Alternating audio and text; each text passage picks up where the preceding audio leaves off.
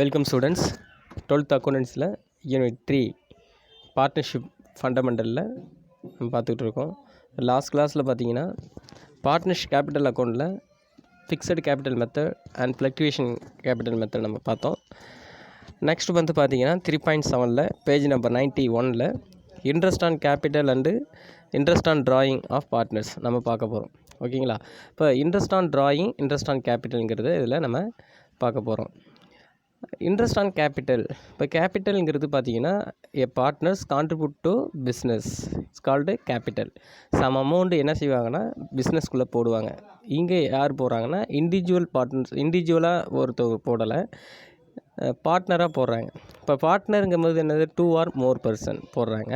அவங்க எப்படி போடுவாங்கன்னா agreed ratio, அவங்க என்ன ஒப்புக்கொண்டாங்களோ அந்த ரேஷியோவில் வந்து என்ன செய்கிறாங்கன்னா பிஸ்னஸ்குள்ளே போடுவாங்க. அப்போது மிஸ்டர் ஏபிசி, அப்போ ஏங்க அருண், பாலா, சார்லஸ், இப்படி 3 பேர் இருக்காங்க. இவங்க என்ன செய்வாங்க, தன்னுடைய பிஸ்னஸை வந்து ஸ்டார்ட் பண்ணுறதுக்கு ஆளுக்கு 5 lakh போடுறாங்க. இப்போ 15 லட்சம் போட்டு அவங்க என்ன செய்கிறாங்க, பிஸ்னஸ் ஸ்டார்ட் பண்ணுறாங்க. அப்போ 3 பேர் என்ன செய்கிறாங்க, சம் அமௌண்ட்டு கான்ட்ரிபியூட் டு பிஸ்னஸ்க்குள்ளே என்ன செய்கிறாங்க, கேபிட்டல் போடுறாங்க, ஒரு முதல் தொகையை போடுறாங்க. அப்போ போட்டு என்ன செய்கிறாங்க, பிஸ்னஸ் ரன் பண்ணுறாங்க. பிஸ்னஸ் ரன் பண்ணும்போது பண்ணிவிட்டு அவங்க என்ன செஞ்சுப்பாங்க, அதில் வருகின்ற லாப நட்டத்தை அவங்க என்ன செய்வாங்க, பிரிச்சுப்பாங்க. அது என்ன ரேஷியோவில் பிரிச்சுப்பாங்கன்னா அக்ரி டு ஷேர் ரேஷியோ. அவங்க என்ன ரேஷியோவில் ஒப்புக்கண்டாங்களோ அந்த ரேஷியோவில். அப்போ தேர் ஆர் 3 பார்ட்னர்ஸ் இல்லையா? அப்போ அக்ரி ரேஷியோன்னா என்ன, 1:1 ஈக்குவல் ரைட்ஸில் அவங்க பிரிச்சுப்பாங்க.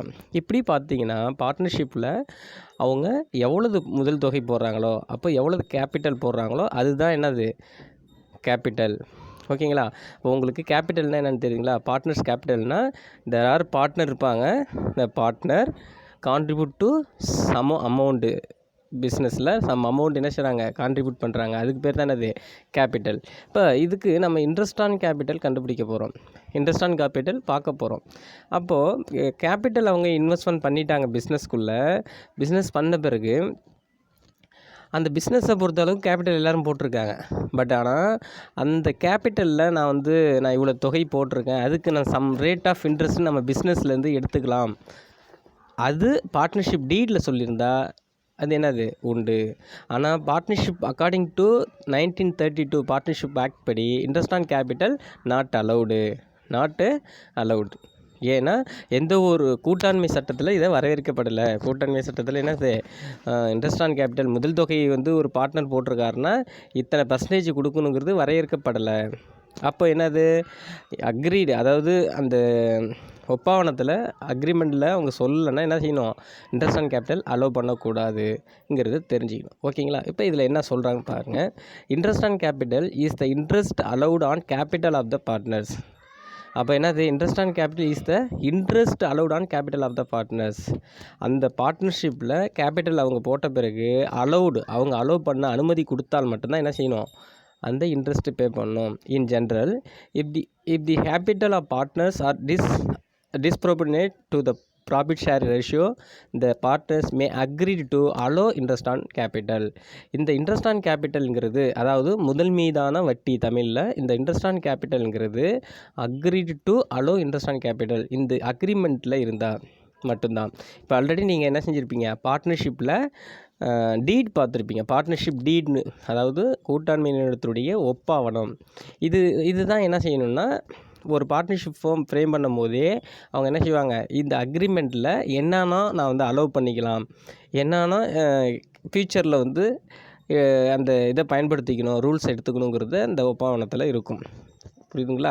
அதுதான் அந்த கண்டென்ட் ஆஃப் பார்ட்னர்ஷிப் டீட் நீங்கள் படிச்சிருப்பீங்க இல்லையா? அந்த கண்டென்ட் ஆஃப் பார்ட்னர்ஷிப் டீட்டில் என்ன சொல்லியிருக்கோமோ அதை மட்டும்தான் என்ன செய்யணும், அலோவ் பண்ணிக்கணும். அப்போது இந்த இன்ட்ரெஸ்ட் ஆன் கேபிட்டல் வந்து இவ்வளவு பர்சன்டேஜ் நான் வந்து அலோவ் பண்ணிக்கிறேன்னு டீட்டில் சொல்லியிருந்தால் மட்டும்தான் இதை எடுத்துக்கணுங்கிறது தான் என்ன சொல்கிறாங்க, இதில் சொல்கிறாங்க அலோ இன்ட்ரெஸ்ட் ஆன் கேபிட்டல்னு. It will compensate the partner who have contribute high amount toward the capital. சில நேரங்களில் பார்த்தீங்கன்னா கான்ட்ரிபியூட்ங்கிறது அமௌண்ட்டுங்கிறது வந்து இது அதிக அமௌண்ட்டாக இருக்கும். இப்போ ஒரு பார்ட்னர் வந்து இப்போ 10 லேக் போட்டிருக்கலாம், இல்லை க்ரோஸ் கணக்கில் போட்டிருக்கலாம். சில பார்ட்னர்ஸ் அமௌண்ட்டு குறைஞ்சிருக்கலாம். அப்போது ஏன்னா முதல் தொகையானது எனது அதிகமாக இருக்கும். The rate of interest on capital is generally agreed by the partner and mentioned in partnership deed. அப்படி இருக்கும்போது ஒவ்வொரு பார்ட்னரும் ஒவ்வொரு டிஃப்ரெண்ட் அமௌண்ட் கேபிட்டல் கான்ட்ரிபியூட் பண்ணுறதுனால இது அக்ரிமெண்ட் சொல்லியிருந்தால், பார்ட்னர்ஷிப் டீடு ஒப்பந்தத்தில் சொல்லியிருந்தால் மட்டும் it is allowed only when there is profit and it is provided before division of profit among the partner. அதாவது பார்த்திங்கன்னா இது மாதிரி பார்ட்னர்ஷிப்போடைய கேபிட்டலுங்கிறது வேரியேஷன் இருக்கும். அப்போ வேரியேஷன் இருக்கும்போது அந்த பார்ட்னர் வந்து நான் வந்து அதிகமாக போட்டிருக்கேன் கேபிட்டலு, எனக்கு சம் ரேட் ஆஃப் இன்ட்ரெஸ்ட் எனக்கு கொடுங்கன்னு சொல்லும்போது அது நம்ம பார்ட்னர்ஷிப் டீடில் அக்ரிமெண்ட்டில் சொல்லியிருந்தால் மட்டும் அவங்களுக்கு என்ன செய்யணும், அலோவ் பண்ணணும். அதான் என்ன சொல்கிறான், it is allowed only when there is profit and is provide before division of profit among the partners. அவங்க எதுவுமே செய்யறதுக்கு முன்னாடி அவங்க என்ன செஞ்சுருக்கணும், பார்ட்னர்ஷிப் டீடில் சொல்லியிருக்கணும். அப்படி சொல்லலைன்னா என்ன சொல்லியிருக்காங்க, no interest is allowed on the capital of the partners. இது மாதிரி சொல்லலைன்னா அவங்களுக்கு என்னது, இன்ட்ரெஸ்ட் ஆன் கேபிட்டல் அலோவ் பண்ணக்கூடாது. If it is not specifically mention in the partnership deed, இது குறிப்பிட்டு சொல்லியிருந்தால் மட்டும்தான் என்ன செய்யணும், இன்ட்ரெஸ்ட் ஆன் கேபிட்டல் அலோவ் பண்ணணும். ஓகேங்களா. இப்போது நீங்கள் பார்ட்னர்ஷிப் ஃபேமில் இன்ட்ரெஸ்ட் ஆன் கேபிட்டல் ஒரு 10% அலோவ் பண்ணுறாங்கன்னா கொஸ்டின்ஸ் வந்து இந்த நோ பார்ட்னர்ஷிப் டீடுன்னு சொல்லியிருக்கிறாங்க. அப்போ எப்படி நீங்கள் வந்து அதை அலோவ் பண்ணலாம், என்னது பார்ட்னர்ஷிப் டீலில் ஸ்பெசிஃபை பண்ணலை, அப்போ என்னது இட்ஸ் நாட் அலவுடு த பார்ட்னர்ஷிப்புக்கு இன்ட்ரெஸ்ட் ஆன் கேபிட்டல் அலோவ் பண்ண கிடையாது. Not allowed interest on capital நீங்கள் ஆன்சர் எழுதணும். ஓகேங்களா. அப்போது பார்ட்னர்ஷிப் டீடில் சொல்லியிருந்தால் மட்டும்தான் எதுவுமே என்ன செய்யணும், அலோவ் பண்ணணும். இது நீங்கள் எதுக்கெல்லாம் அலோவ் பண்ணுறது அலோவ் பண்ணக்கூடாதுன்னு ஆல்ரெடி நம்ம லாஸ்ட் கிளாஸ்லேயே நம்ம பார்த்துருக்கோம். எங்கன்னா page number 84 application of the provision of the Indian partnership act 1932 படி எதுக்கெல்லாம் என்னென்ன அலோவ் பண்ணுறாங்க அப்படின்னு பார்த்துருக்கோம். ரெமுனரேஷன் எப்படி கொடுக்குறது பார்ட்னர்ஸுக்கு, ரெமுனரேஷன் வந்து சொல்லலைன்னா என்ன செய்யணும், ஈக்குவலில் எடுத்துக்கணும். இப்போ சேலரியை பற்றி அவங்க வந்து என்ன செய்யலை, no salary or remuneration is allowed any partner section 130 அதாவது 13A சப்ஸ்ட்ரக்ஷன் கொடுத்துருக்காங்க. இது மாதிரி கொடுத்துருந்தால், இது மாதிரி அக்ரிமெண்ட்டில் சொல்லியிருந்தால் மட்டும்தான் நம்ம என்ன செய்யணும், அலோவ் பண்ணணும். ஓகேங்களா. அடுத்து என்ன சொல்கிறாங்கன்னா, when the firm incurs loss interest on capital will not be provided. In case வந்து firm வந்து லாஸ் ஆகுது, when the firm incurs loss interest on capital will not be provided. அப்படி லாஸ் ஆகும்போது என்னது, ப்ரொவைட் பண்ண தேவையில்லை. If there is insufficient profit, that is the net profit less than amount interest on capital, interest on it will not be provided. Insufficient profit, அதாவது பார்த்திங்கன்னா profit வந்து அதிகபட்சமாகவோ இல்லை குறைந்தபட்சமாக இன்சஃபிஷியண்ட்டாக இருக்கும்போது that is the net profit is less then the amount interest on capital. Net ப்ராஃபிட்டில் நம்ம என்ன செய்யணும், இன்ட்ரெஸ்ட் ஆன் கேபிட்டல் கொடுக்கணும். Interest on capital will not be provided. அது மாதிரி இருக்கும்போது என்னது, ப்ரொவைட் பண்ண தேவையில்லை. But the profit will be distributed among the partner in their capital ratio. அந்த இன்ட்ரெஸ்ட் ஆன் கேபிட்டல் எது பேஸ் பண்ணி கொடுக்கணுன்னா அவங்களுடைய கேபிட்டல் ரேஷியோ. இப்போ ஆல்ரெடி சொன்னேன் இல்லையா, ஈக்குவல் ரேஸ்னால் 1:1:1. அப்போது ஈக்குவலாக கொடுக்குறது. இப்போ ஒருத்தவங்க வந்து 1 லட்சம் போட்டிருக்காங்க, இன்னொருத்தவங்க 2 லட்சம் போட்டிருக்காங்க, இன்னொருத்தவங்க 3 லட்சம்னா 1:2:3. அப்போ ரேஷியோங்கிறது என்னது, 1:2:3. இந்த ரேஷியோ படி தான் கொடுக்கணும். இதை கொடுக்கணுங்கிறது பார்ட்னர்ஷிப் டீலில் கொடுத்தால் மட்டும்தான் செய்யணும். ஓகேங்களா. அப்படி இருக்கும்போது இதுக்கு ஜேர்னல் என்ட்ரி எப்படி போடுறது, இன்ட்ரெஸ்ட் ஆன் கேபிட்டல் வந்திருந்தால் எப்படி இன்ட்ரெஸ்ட் ஆன் கேபிட்டல் ப்ரொவைட் பண்ணுறதுக்கு என்ன, க்ளோசிங் பண்ணுறதுக்கு என்னங்கிறது நம்ம இன்ட்ரெஸ்ட் ஆன் கேபிட்டலுக்கான ஜேர்னல் என்ட்ரி போடணும். அப்போ இன்ட்ரெஸ்ட் ஆன் கேபிட்டல் ப்ரொவைட் பண்ணும்போது என்னென்னா, இன்ட்ரெஸ்ட் ஆன் கேபிட்டலுங்கிறது எங்கேருந்து வருது, பிஸ்னஸ்குள்ளேருந்து பணம் வருது. அதாவது பிஸ்னஸ்குள்ளே நம்ம பார்ட்னர்ஸு அதாவது உங்கள் ஃப்ரெண்ட்ஸ் எல்லாமே சேர்ந்து ஒரு பிஸ்னஸ் ஸ்டார்ட் பண்ணுறீங்க. இப்போ பிஸ்னஸை பொறுத்த அளவுக்கு பணம் போட்டிங்க. ஆனால் இன்ட்ரெஸ்ட் எங்கேருந்து கொடுக்குறாங்க, பிஸ்னஸ்லேருந்து எடுத்து கொடுக்குறாங்க. அப்போ பிஸ்னஸை பொறுத்த அளவுக்கு கணக்கு என்னது, லாஸு. அந்த இடத்துல என்னது, இன்ட்ரெஸ்ட் ஆன் கேபிட்டலுங்கிறது அங்கே எக்ஸ்பெண்டிச்சராக நடக்குது. இப்போ அங்கேருந்து செலவு தான் நடக்குது. அப்போது லாஸாக எடுத்துக்கலாம். அப்போ இன்ட்ரெஸ்ட் ஆன் கேபிட்டலுங்கிறது நமக்கு என்னது, பிஸ்னஸ்லேருந்து வருது. ஓகேங்களா. அப்போ இன்ட்ரெஸ்ட் ஆன் கேபிட்டலுங்கிறது P&L அக்கௌண்ட்டில் நம்ம எங்கே போடுவோம், எக்ஸ்பெண்டிச்சர் அக்கௌண்ட்டில் போடுவோம். அப்போது interest on capital account debtor to partners capital or current account. ஓகேங்களா. இதுக்கு ஜேர்னல் என்ட்ரினா, ஏன் இன்ட்ரெஸ்ட் ஆன் கேபிட்டல் அக்கௌண்ட்ங்கிறது டெபிட்டுங்கிறோம், டெபிட் ஆல் எக்ஸ்பெண்டிச்சர் லாஸஸ். எக்ஸ்பெண்டிச்சரோ லாஸோ வந்தால் என்ன செய்யணும், டெபிட் வைக்கணும். அதனால தான் நம்ம என்ன செய்கிறோம், இன்ட்ரெஸ்ட் ஆன் கேபிட்டல் ப்ரொவைட் பண்ணும்போது பிஸ்னஸ்க்குள்ளேருந்து தான் வருது. அப்போ கம்ஸ் இன் உள்ளே வருது நமக்கு. இப்போ ஒரு பார்ட்னர்ஸுக்கு எடுத்துக்கிறோம் அதிலிருந்து. அப்போ பிஸ்னஸை பொறுத்த அளவுக்கு அது செலவுங்கிறதுனால interest on capital account debtor to பார்ட்னர்ஸுடைய கேபிட்டல் அமௌண்ட்டு என்ன பர்சன்டேஜோ அதை நம்ம கண்டுபிடிக்கணும். அது சம்மந்தமாக டீட்டெயில் நம்ம கீழே பார்ப்போம். ஓகேங்களா?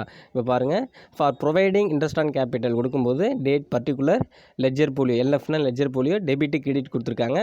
என்ன ஜேர்னல் கொடுத்துருக்காங்க, interest on capital account debtor to partners capital or current account கொடுத்துருக்காங்க. ஓகேங்களா? அடுத்து நோட்னு என்ன கொடுத்துருக்காங்க பார்த்தீங்கன்னா, interest on capital is to the partner from the firm, hence partner capital or current account is credited the interest on capital account debit account. அதாவது பார்த்தீங்கன்னா current அக்கௌண்ட்டுக்கு இதை கொண்டு போகும்போது அது என்ன செய்யணும், இன்ட்ரெஸ்ட் ஆன் கேபிட்டலுங்கிறது கேபிட்டல் அக்கௌண்ட்டில் போடுவீங்க. அதே சமயத்தில் கரண்ட் அக்கௌண்ட்டுக்கு எப்படி போடுறதுன்னு சொல்கிறான். Interest on capital is due to the partners from the firm, hence partner capital or current account credited and interest on capital credit பண்ணணும். அதாவது கிரெடிட் சைடில் இன்ட்ரெஸ்ட் ஆன் கேபிட்டல்னு போடணும். ஓகேங்களா? அடுத்தது பார்த்தீங்கன்னா closing interest on capital account.